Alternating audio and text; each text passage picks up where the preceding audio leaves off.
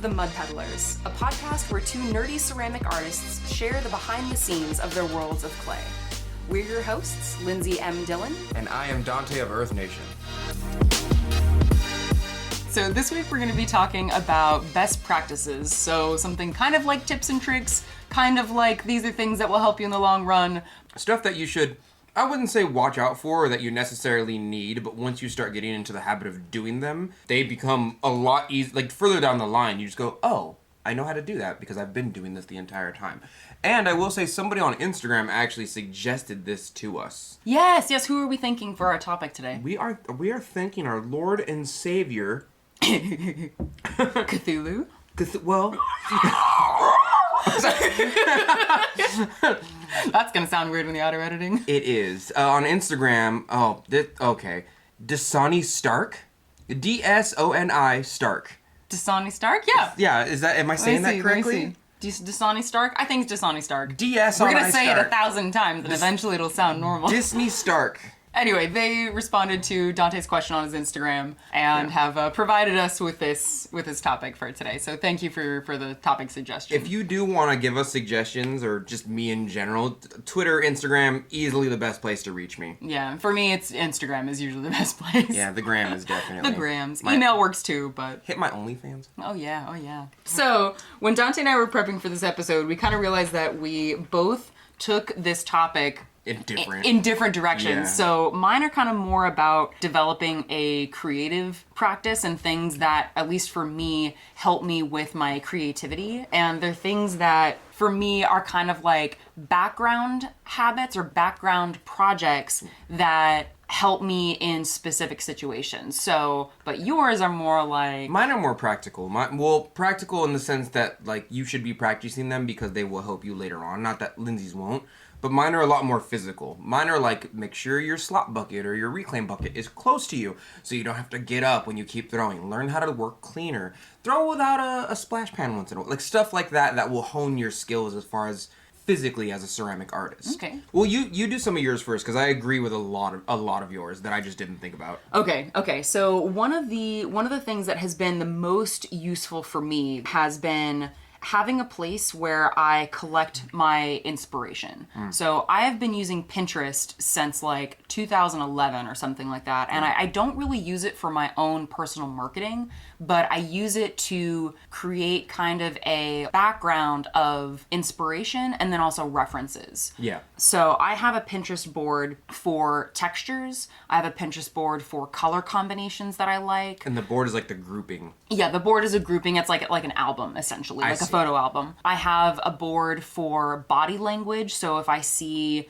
a particular pose that I really like that I want to use in my sculpture later on, I use it for that. And the reason that I recommend doing this is whenever I start a new project, I like being able to go directly to a Pinterest board for inspiration that I already know that I like. Because if I'm just starting out and be like, okay, blank slate, I want to do a project, then it's kind of like the terrifying nature of like a blank canvas. It's like, where do I start, right? I had this issue, I want to say about a month ago when I was trying to do a store update. Oh. I, in fact, contacted my editor and I was like, what are the combinations I like to use?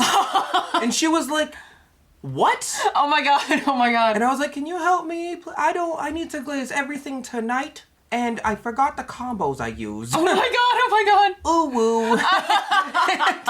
And she definitely helped me jog my brain a little bit. But I then learned, Lindsay's right. I do really need some place to catalog the combinations that I use or would like to use. Yeah. Like I need a place to catalog past inspiration.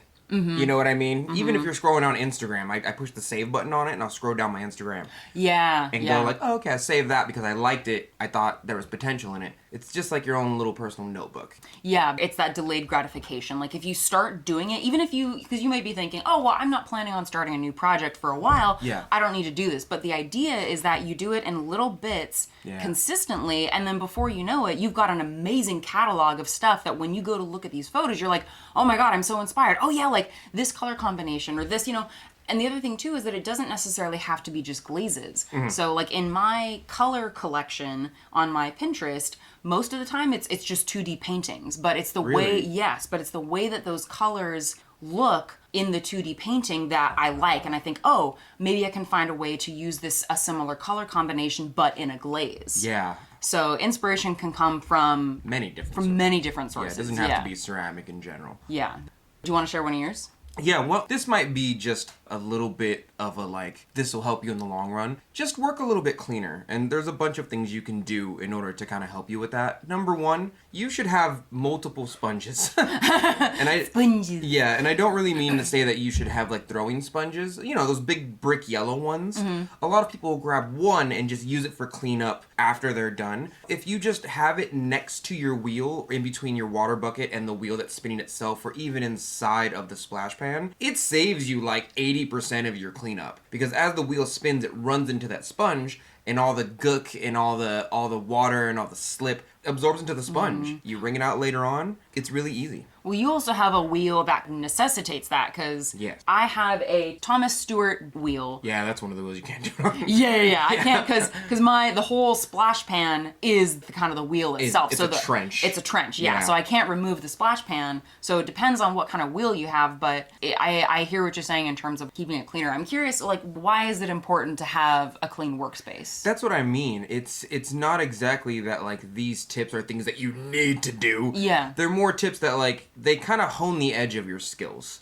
You know what I mean? There's something that are appreciated, that save you time, they save you energy. Like, just the amount of time you spend cleaning up after yourself, if you do, which you should, I think. Yeah.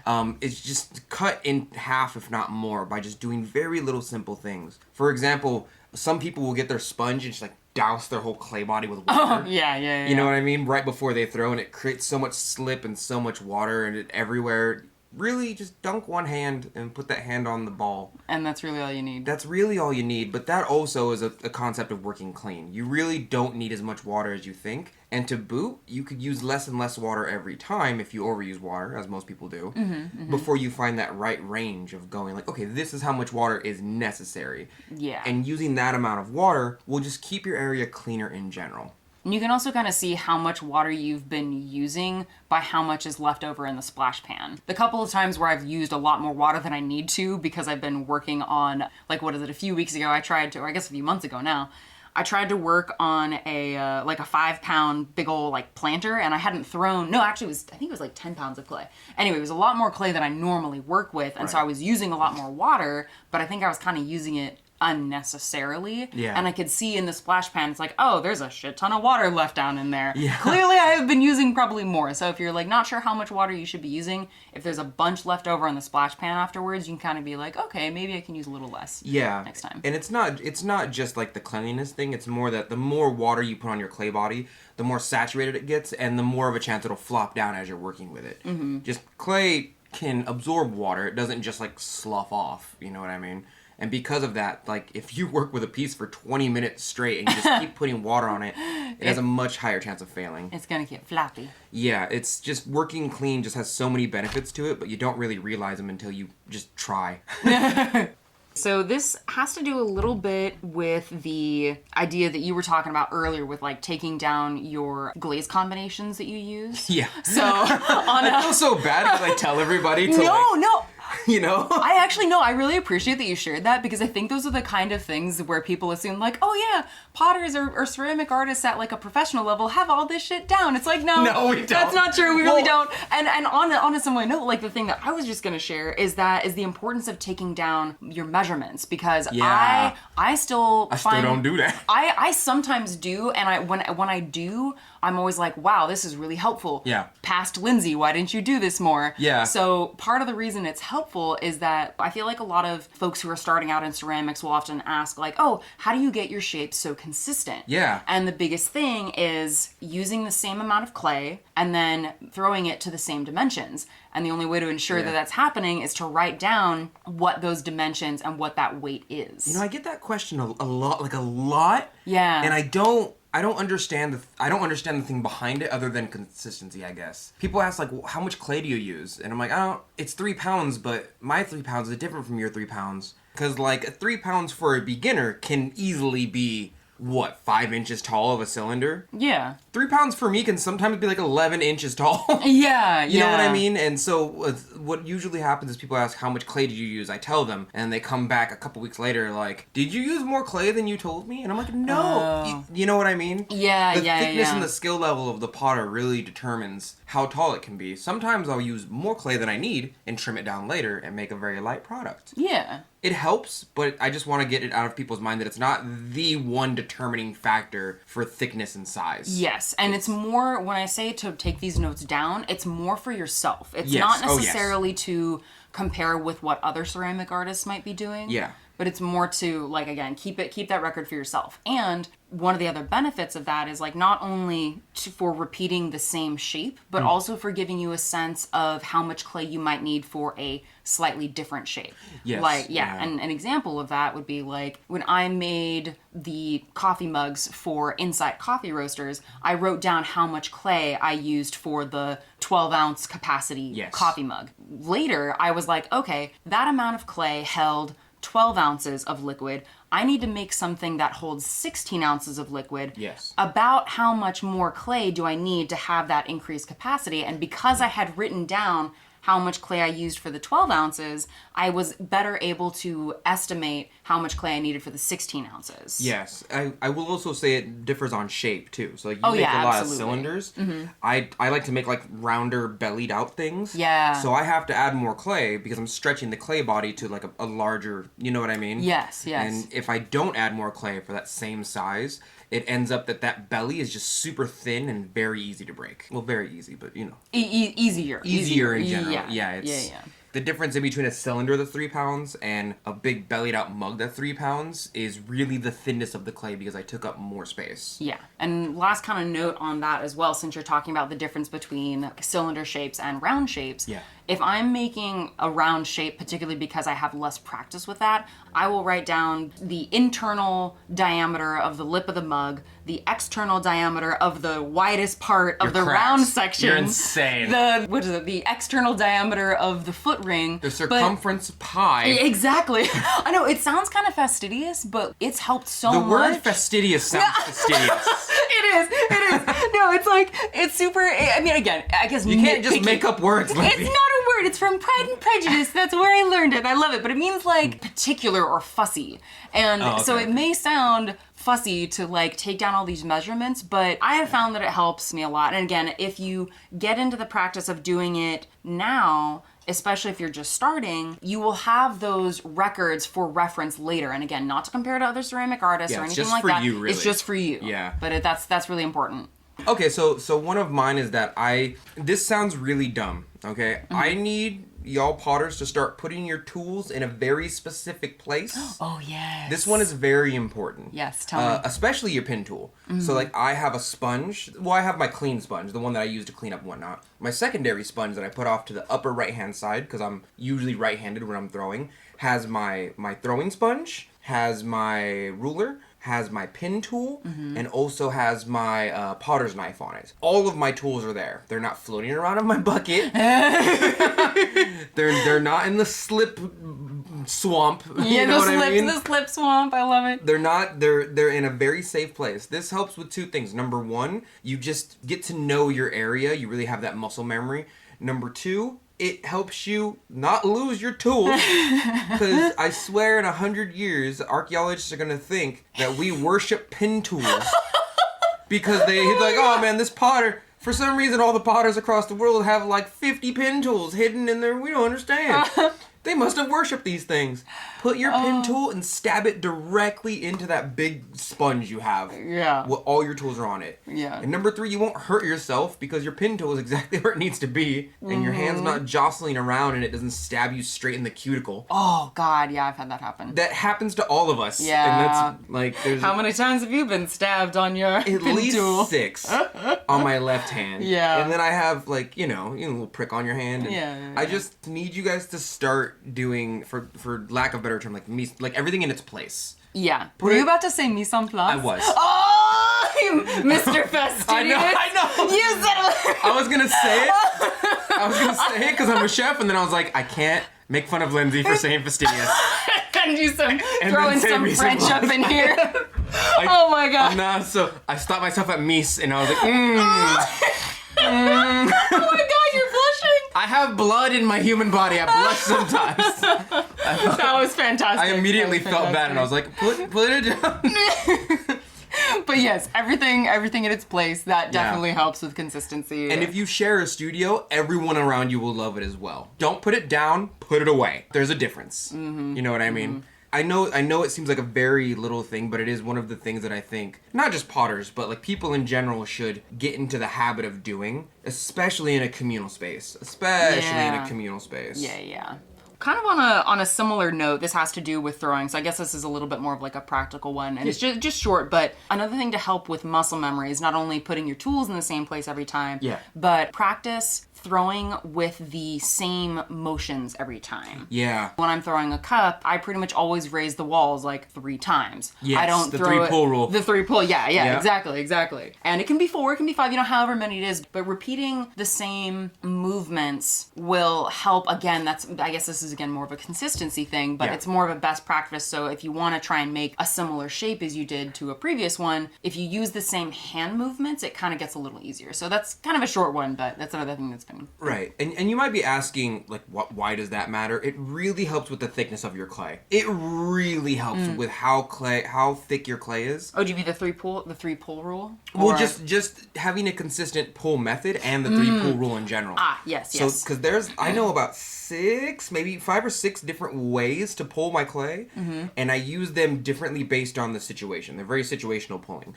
So, like Hishing likes to pull like this, where he's like and then he does one of these. His hands upside down. Yeah, okay. So I wish y'all could see this. You can't see it. I'm like, Donte, this is sadly not a YouTube video, but... Oh, yeah, no, well, eventually we will have these as a YouTube channel, I'm so... gonna keep going. Just do it. And then I was taught to like, put my finger here and pull like this with my 2 fingers. Okay. And then there's also the knuckle pull. Stop it. Donte.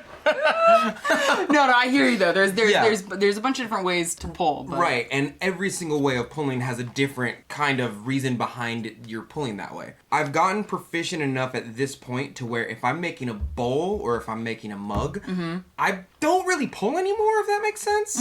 What I do is I center, I open up the well, I get all my fingers, and then I just do one of these. Okay. You ever see people do that? Pulling. So for our poor listeners right spider now, poo. It's the spider. So basically, Donte is like T-Rex in it right now. I am T-Rex, and he's using his index and his middle finger on both his hand to pull up. But the point, you're kind of pulling with one hand, but you're doing it with both hands. Okay, and the point of these different demonstrations. What's the point, Donte? The point of these different demonstrations is that at this point I don't really have to spend time with my 3-pull rule anymore. If I'm making a mug or a cup or a bowl, I now just kind of center and even out my clay and then form my stuff.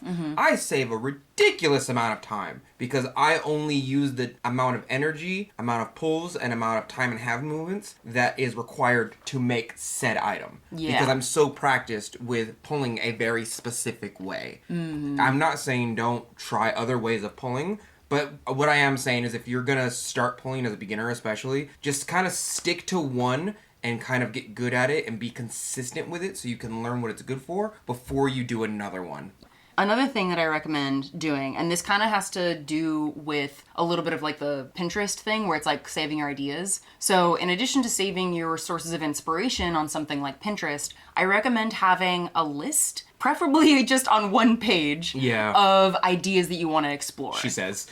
I know. I say this because usually what ends up happening is, so I keep everything in like my bullet journal, right? Except for like my sketchbook. So usually what will happen is I will randomly write down my ideas for things on any random page in my book, and then go back later and consolidate it to the one page. And the reason that I do this is, again, like if you're wanting to start on a new project, but you're like, oh, okay, I got a blank canvas and I don't know what to do, having a list of ideas that you already know kind of sparked some lightning or kind of like, oh, like I should give this a try. Having an easy list to go back to kind of deals with that process faster of being like, okay, I want to try something new. I just don't know what it is. I don't know what it is, but that way you don't have to go through the process again of being like, what do I want to make?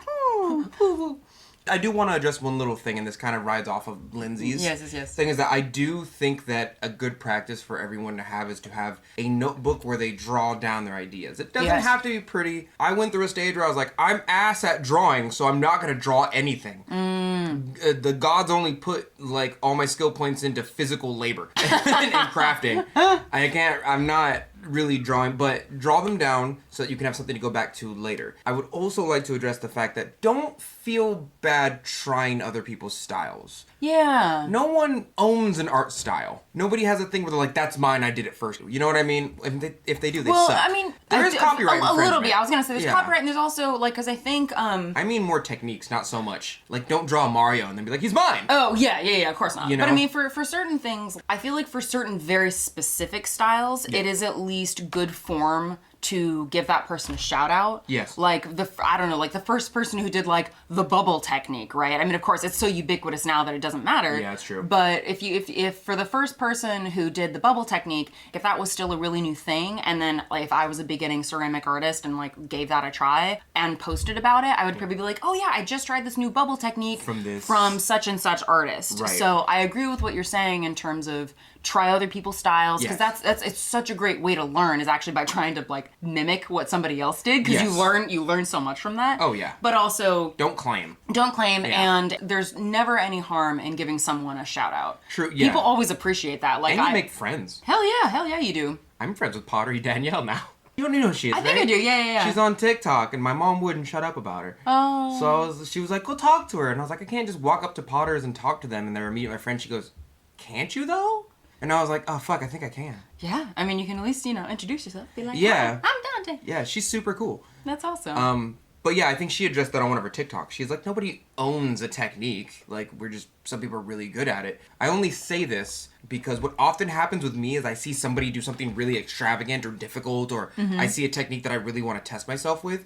And very, very often, my style or my technique that I tried from their technique turns out way different. Oh, way okay, different. yeah. I can try and make a mug exactly like yours, and even though I might have the skill to do it, if I put my own little twist on it, or even if I try without thinking about it, it usually turns out way different anyway. Yeah. I've done it like 3 times where I'm like, I'm gonna try to do one of those mugs, and I try it and I'm like, this doesn't look anything like what they had, but I like it a lot. Yeah. And so they served as a source of inspiration. Yeah. And also, save that original image to your Pinterest board or to your... So Lindsey can stalk it. So that...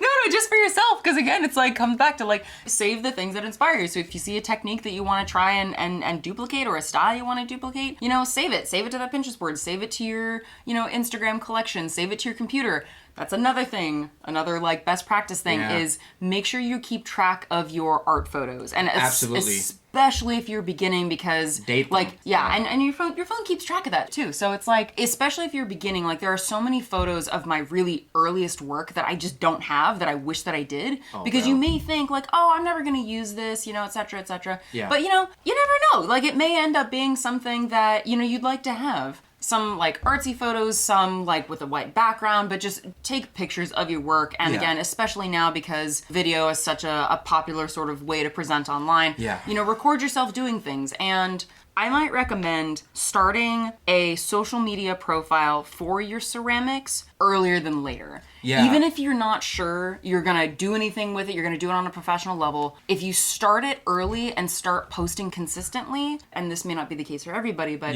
by the time you realize that you maybe wanna take this to a different level or just do it more, you already have the groundwork laid for when you want to start taking it more seriously. There's no harm in sharing your early stuff, especially because people love to see your progress. Oh, yes. So someone who's been following you from the beginning, who saw your like lumpy little like first time mugs, by the time you're making like baller steins and vases and bottle forms, they're gonna be like, I saw this person when they were at the very beginning. Dude, your OG followers are ride or die. Like I have like 5 really loyal followers who are like, I went to the first fan anime you ever sold at. Yeah. And I've been following you since then. You gained a lot of weight. No, they don't say that. But no, they're just like, I still have one of your original like curvy avatar tumblers that you made like 5 years ago. Yep. And I'm like, well, I stopped making those. And they're like, I know. I have the whole collection. I'm like, damn. Your fan base is really important, especially those people who are like sharing and liking all your content. They're there for it. Yeah. Start those things that are relatively low effort. It doesn't take that much effort to like post a couple photos on Instagram or TikTok, you know, for videos. Right. You know, start those things now so that by the time you start gaining more skill, you start wanting to do more, you have that groundwork, whether that's for your creativity, for your inspiration, for projects that you want to do, for your social media profile, for your cleanliness on the wheel, you know, whatever it is. That's my TED Talk. It doesn't. Thank you. I love when Lindsey goes on rants because at the end of them, she's always like, I don't know how to end this, so fuck it. that's like... Pretty much, yeah. I would also say, to piggyback on that, that it doesn't even have to be in the interest of followers. Just to have a place to catalog your previous work is such a benefit to you, regardless of what people think about your work. That is such a good point, yeah. Like, I just want to get across the point that, like, I know a lot of people have insecurities about their work. It's not even about other people looking at your work. It's just for you. You know what I mean? Like, it doesn't have to be about the social perception of you and your work. It's all about you. It's your work. Yeah. That's a really good point. If you didn't want to share your work publicly, but you still wanted to have like an Instagram or something, you could just like set your profile on private. Yep. And then that way, if you ever did want to share it more, you could let it go one day. You could make it public. Up to you. Yeah. Absolutely up to you. It's your choice. Yep. And scene.